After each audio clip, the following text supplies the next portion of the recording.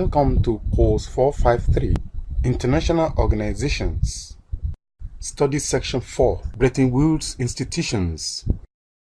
Introduction.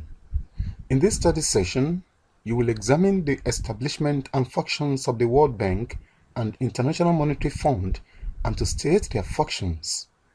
The two institutions are collectively known as Bretton Woods Institutions. Learning outcomes.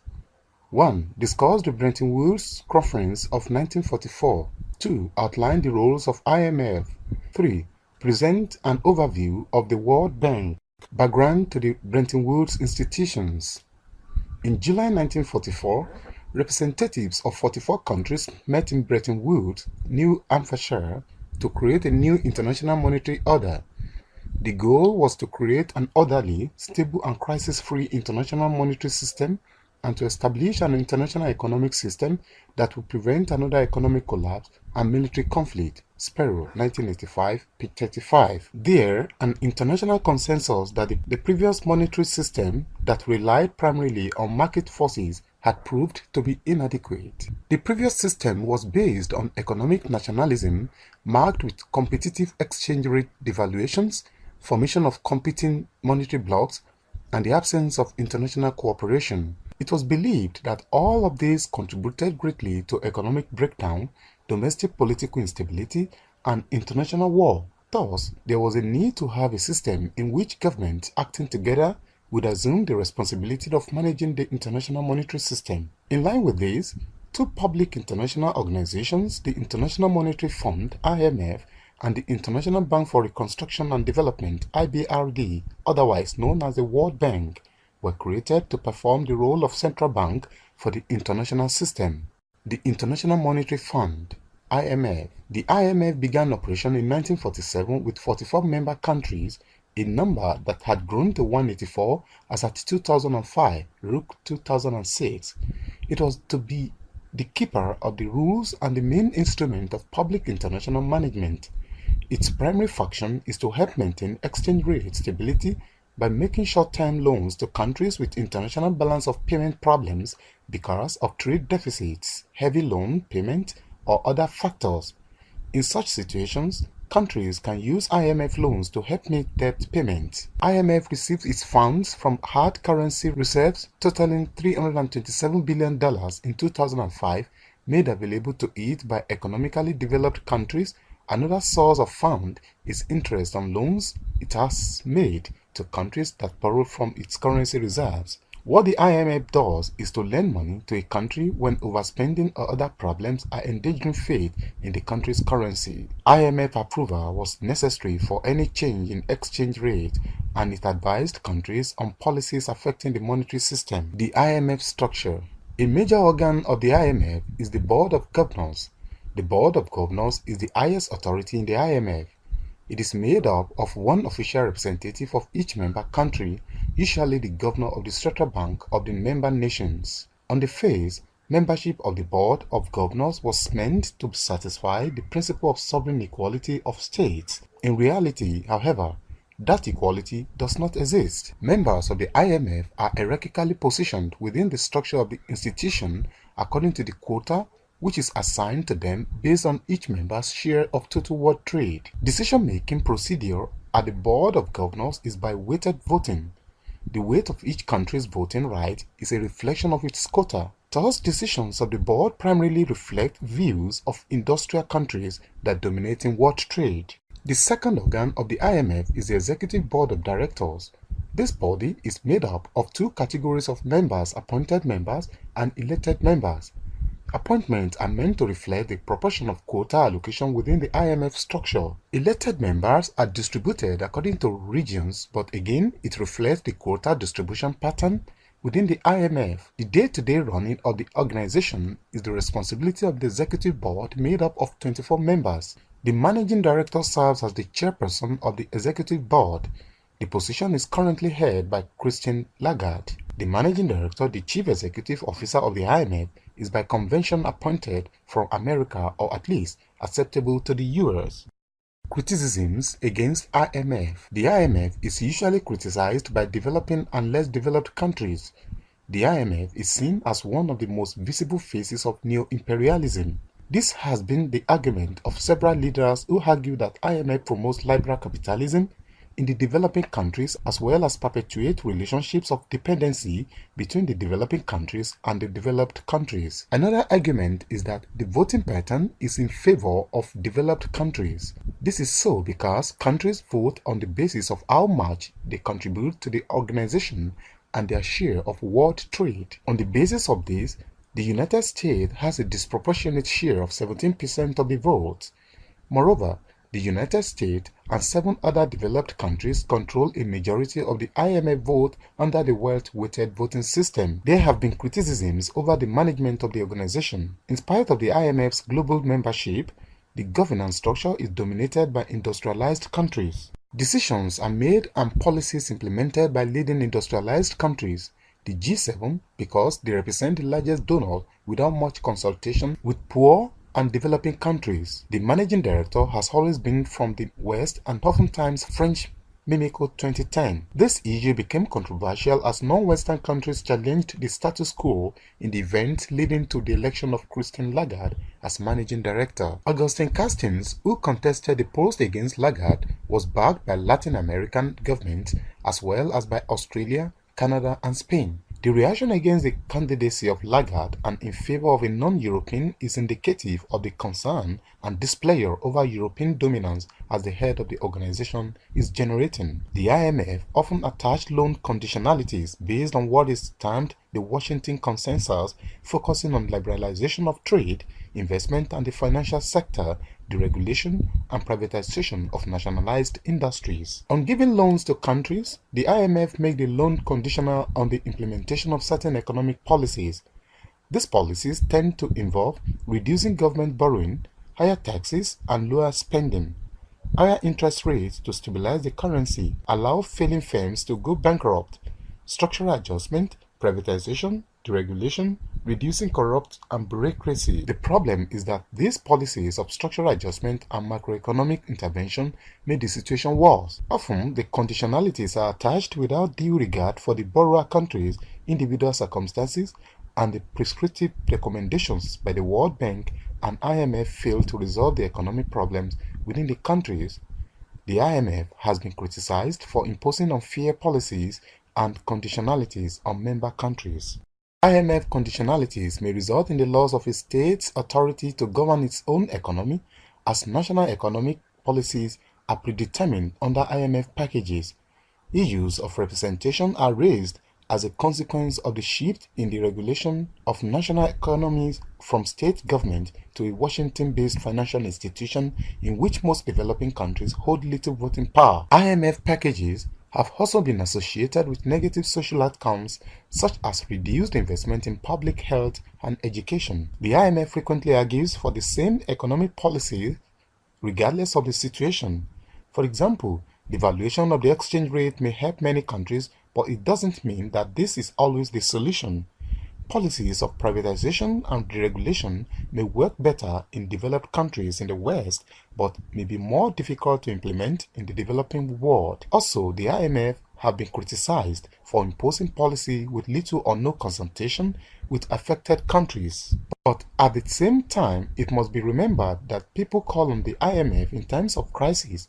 When you have a balance of payment crisis, depreciating exchange rate, there is no easy painless fix. Whatever the IMF recommend, people would use it as a convenient point of blame. It is hardly surprising governments do blame an external body like the IMF.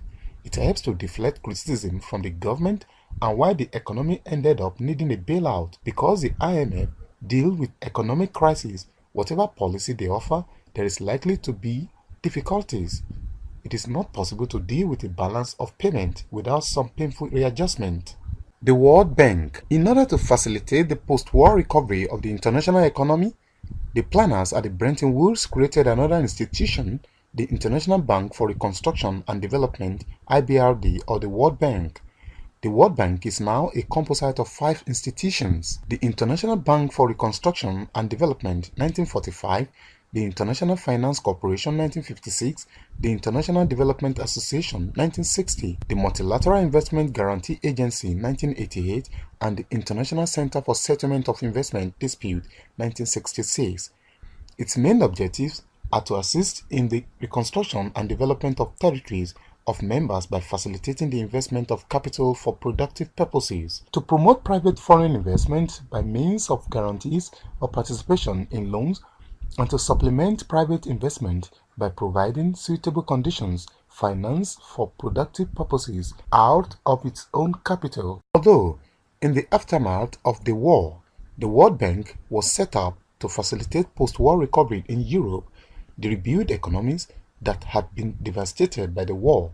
For this purpose, the World Bank was granted an initial capitalization fund of $10 billion and was expected to make loans and to issue securities to raise new funds to make possible a speedy post-war recovery. But since its formation, the World Bank has assumed several functions. The goal of the World Bank embraces the reduction of poverty around the world by strengthening the economies of poor nations. Its aim is to improve people's living standards in line with the Millennium Development Goals, MDGs, by promoting economic growth and development. The lending activities of the world are based on two pillars of development: building the climate for investment, jobs, and sustainable development, and investing in poor people and empowering them to participate in development. In 1960, the International Development Association was created to make loans available to the poorest countries to help them provide better human services in order to improve productivity and to create employment. The International Finance Corporation was established in 1956 to make loans available to companies in less developed countries and guarantees private investment for projects supporting development. The Multilateral Investment Guarantee Agency (MIGA) was set up in 1988 to promote the flow of private development capital to less developed countries by providing guarantees to investors for about 20% of any losses they might suffer due to non-commercial risk. Rook IB. Structure of the World Bank. All powers of the bank are vested in a board of governors, comprising one governor appointed by each of the 184 member states. The board meets at least once a year. The governors, however, delegate general operations to the board of executive directors, made up of 24 executive directors who meet regularly at its headquarters, with the president of the bank serving as chairman of the board. The chairman of the board of executive directors, who must be neither a governor nor a director, serves for 5 years. Criticism against World Bank. The World Bank is dominated by economically developed countries too. It also uses a web-based voting system, Rook 2007.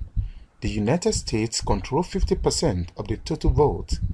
The upper echelon of the bank is dominated by American, British, German, and French citizens. The president of the World Bank is the chief executive, has always been an American and always a male, Mimico 2010, and like IMF, less developed countries believe that developed countries use the World Bank to impose new imperialist control of the less developed countries. With the World Bank, there are concerns about the types of development projects funded. Many infrastructure projects financed by the World Bank Group have social and environmental implications for the populations in the affected areas, and criticism has centered on the ethical issues of funding such projects. For example, World Bank-funded construction of hydroelectric dams in various countries has resulted in the displacement of the indigenous peoples of the area. There are also concerns that the World Bank, working in partnership with the private sector, may undermine the role of the state as the primary provider of essential goods and services such as healthcare and education, resulting in the shortfall of such services in countries badly in need of them. As an increasing shift from public to private funding in development finance has been observed recently, the bank's private sector lending arm, the International Finance Corporation (IFC), has also been criticized for its business model, the increasing use of financial intermediaries such as private equity funds and funding of companies associated with tax havens. It is argued that the World Bank is deeply implicated in contemporary modes of donor and NGO imperialism, and that its intellectual contributions function to blame the poor for their condition. Critics argue further that the so-called free market reform policies which the bank advocates are often harmful to economic development if implemented badly too quickly in the wrong sequence or in weak, uncompetitive economies. Criticisms of the World Bank has been the way in which it is governed. While the World Bank represents 186 countries, it is run by a small number of economically powerful countries. These countries choose the leadership and senior management of the World Bank, and so their interests dominate the bank. The World Bank has dual roles that are contradictory, that of a political organization and that of a practical organization. As a political organization, the World Bank must meet the demands of donor and borrowing governments, private capital markets, and other international organizations. As an action-oriented organization, it must be neutral, specializing in development aid, technical assistance, and loans. The World Bank's obligations to donor countries and private capital markets have caused it to adopt policies which dictate that poverty is best alleviated by the implementation of market policies. Analysis shows that the World Bank has increased poverty and been detrimental to the environment, public health, and cultural diversity. Some critics also claim that the World Bank has consistently pushed a neoliberal agenda, imposing policies on developing countries which have been damaging, destructive, and anti-developmental. The effect of structural adjustment policy on poor countries has been one of the most significant criticisms of the World Bank. The oil crisis in the late 1970s plunged many countries into economic crisis. The World Bank responded with structural adjustment loans which distributed aid to struggling countries while enforcing policy changes in order to reduce inflation and fiscal imbalance. Some of these policies included encouraging production, investment and labor-intensive manufacturing, changing real exchange rates, and altering the distribution of government resources. Structural adjustment policies were most effective in countries with an institutional framework that allowed these policies to be implemented easily. For some countries, particularly in sub-Saharan Africa, economic growth regressed and inflation worsened. The alleviation of poverty was not a goal of structural adjustment loans, and the circumstances of the poor often worsened due to a reduction in social spending and an increase in the price of food as subsidies were lifted. It appears as though the role of the World Bank in international political economy is misunderstood. Critics blame the bank for any or all of the perceived problems associated with globalization, the growing integration of economies and societies around the world resulting from increased flows of goods, services, capital, technology, and ideas. This led the bank and International Monetary Fund to form the Debt Initiative for Heavily Indebted Poor Countries (HIPC) and to further financial pledges by high-income countries to assist the bank to carry out debt relief efforts for heavily indebted poor countries. Study session summary. In this study session, we focused our discussion on Bretton Woods institutions.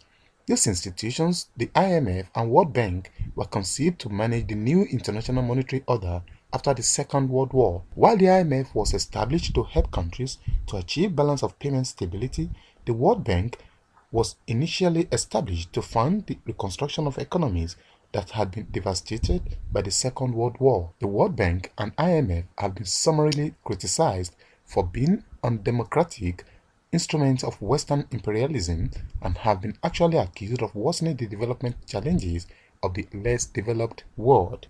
This is the end of study section 4. Thanks for listening.